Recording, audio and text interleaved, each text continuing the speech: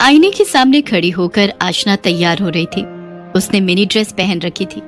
लाल रंग की लिपस्टिक और आंखों में काजल लगाकर वो बहुत ही सुंदर दिख रही थी। उसने बाल में अच्छे से जोड़ा भी बनाया था।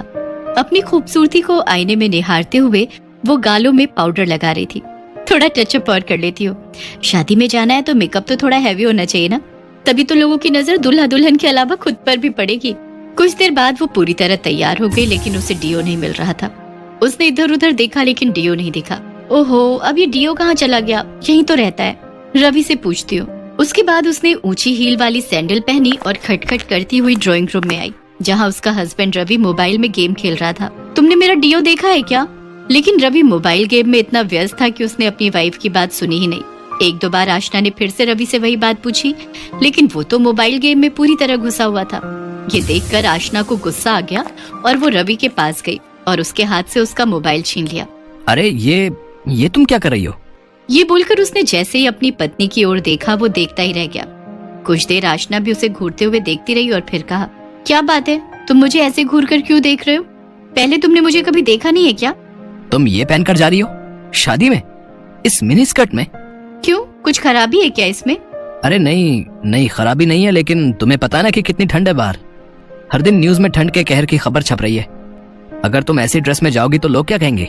शादी के पहले तो तुम बड़े मॉडर्न बनते थे, शादी के बाद तुम भी टिपिकल मर्द हो गए हो। अरे लोग क्या कहेंगे ये सोचकर मैं कपड़े पहनना छोड़ दूं? अजीब हाल है। सुनो, मुझे नहीं जाना तुम्हारे साथ शादी में, तुम ही जाओ अकेले। ये कहकर आशना गुस्से में अपने कमरे में जाने लगी तो रवि ने उसका हाथ पकड़ लिया। छोड़ो छोड़ो मेरा हाथ। सारे के सारे मर्द एक जैसे ही होते हैं। शादी के पहले उनका अलग चेहरा होता है और शादी के बाद तो उन्हें लगता है कि औरतें बस उनके इशारों पर चलती रहें। वो जो चाहे औरतें वही करें, जो चाहे पहने, जो चाहे खाए, जहाँ वो चाहे औरतें जाएं। अरे आप लोग को पत्नी नहीं दासी चाहिए होती है। आशना देखो, तुम बात को क्यों च्युइंगम की तरह खींच रही हो? मैं खींच रही हूँ? लो कर लो बात। शादी में मैं क्या पहनूं ना पहनूं ये अब आप डिसाइड करेंगे। आशना, ये मैं कहाँ कह रहा हूँ कि मैं तुम्हारे कपड़े डिसाइड करूंगा। तुम्हें जो पहनना है पहनो, लेकिन तुम देख रही हो ना कितनी सर्दी है। अगर इन छोटे कपड़ों में तुम बाहर जाओगी तो बीमार होने का डर है। बीमार तो बहाना है रवि। तुम खुद नहीं चाहते कि मैं तुम्हारे साथ शादी में ऐसे कपड़ों में जाऊं। नहीं आशना, ऐसा बिल्कुल नहीं है। तुम्हारा अगर मिनी ड्रेस में ही शादी अटेंड करने का मन है तो नो प्रॉब्लम। रवि बात ज्यादा बढ़ाना नहीं चाहता था, क्योंकि उसे पता था कि आशना सुनेगी नहीं। आशना मिनी ड्रेस में ही शादी में पहुंच गई। वहाँ सभी की नजर उसी पर टिक गई। सभी उसे घूर घूर कर देख रहे थे। रवि को थोड़ा अजीब महसूस हो रहा था, लेकिन आशना तो बहुत खुश थी। देख रहे हो, सभी मुझे कैसे घूर घूर कर देख रहे हैं। लगता है मैं कुछ ज्यादा ही ब्यूटीफुल लग रही हूँ। और एक तुम थे जिसने घर पर कितनी नौटंकी की मेरे इन कपड़ों को लेकर। रवि ने आशना की बातों का कोई जवाब नहीं दिया। उधर रवि के सामने तो नहीं, लेकिन उसकी पीठ पीछे सभी आशना के कपड़ों को लेकर बातें बना रहे थे। अरे ये रवि की वाइफ को क्या हो गया वर्मा? देख रहे हो कैसी ड्रेस पहन के आई है? अच्छी तो है ड्रेस शर्मा। अरे ड्रेस तो अच्छी है, लेकिन इतनी सर्दी में कौन ऐसी ड्रेस पहनता है भाई? गजब हाल है भाई, गजब हाल है। अरे जिसने ऐसे कपड़े पहने उसे सर्दी नहीं लग रही, तो तुम क्यों अपना खून जला रहे भाई हैं? चलो अब पेट पूजा का समय हो गया है। सुना है शादी में 5 स्टार होटल के शेफ बुलाए गए हैं। खाना खाते वक्त भी सभी की नजर आशना पर ही थी, लेकिन आशना को लग रहा था कि सभी उसकी खूबसूरती को निहार रहे हैं। रवि, सभी लोग मुझे घूर रहे हैं और एक तुम हो कि खाने पर टूट पड़े हो। एक सेल्फी तो ले लो।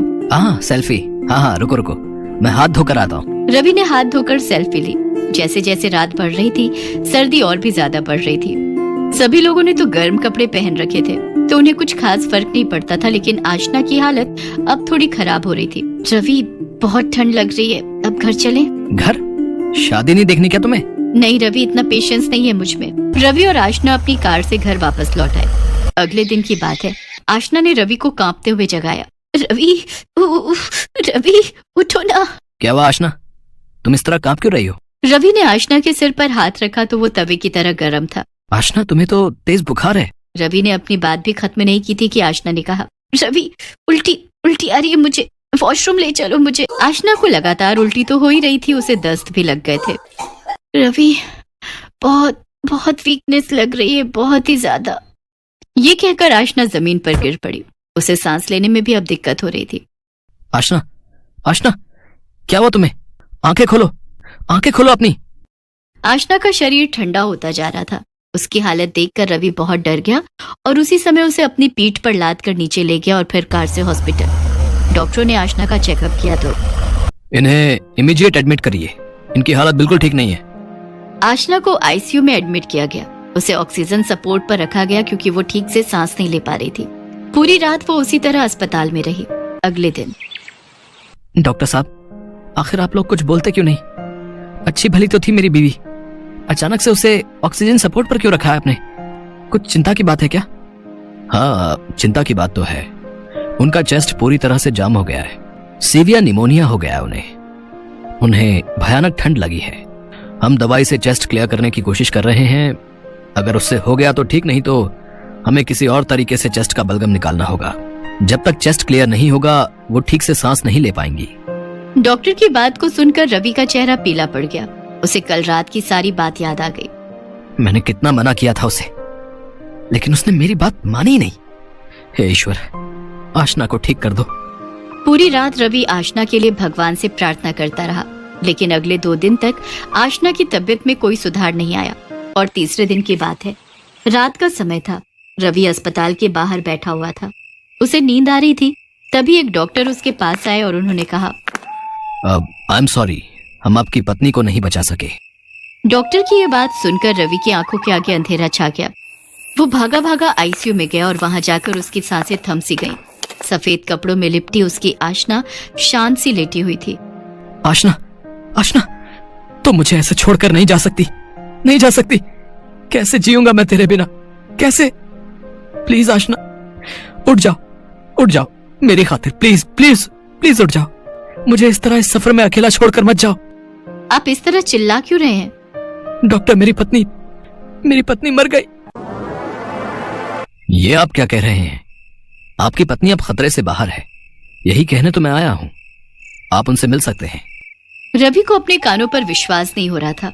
इसका मतलब वो जो देख रहा था वो सब सपना था। हे भगवान, कितना बुरा सपना था वो। वो भागकर आईसीयू में गया। आशना होश में आ चुकी थी। उसने जैसे ही रवि को देखा तो वो जोर जोर से रोने लगी। I am sorry Ravi, I am sorry. मैंने अपनी गलती के कारण तुम्हें बहुत परेशान किया ना। सॉरी, अब मैं कभी छोटे कपड़े नहीं पहनूंगी। नहीं आशना, कपड़ों में बुराई नहीं है, बस हर कपड़े का एक समय होता है। अब स्विमिंग पूल में हम लुंगी पहनकर तैरेंगे तो कितने फनी लगेंगे, क्यों? रवि की बातों को सुनकर आशना ने उसे मुस्कुराते हुए गले लगा लिया।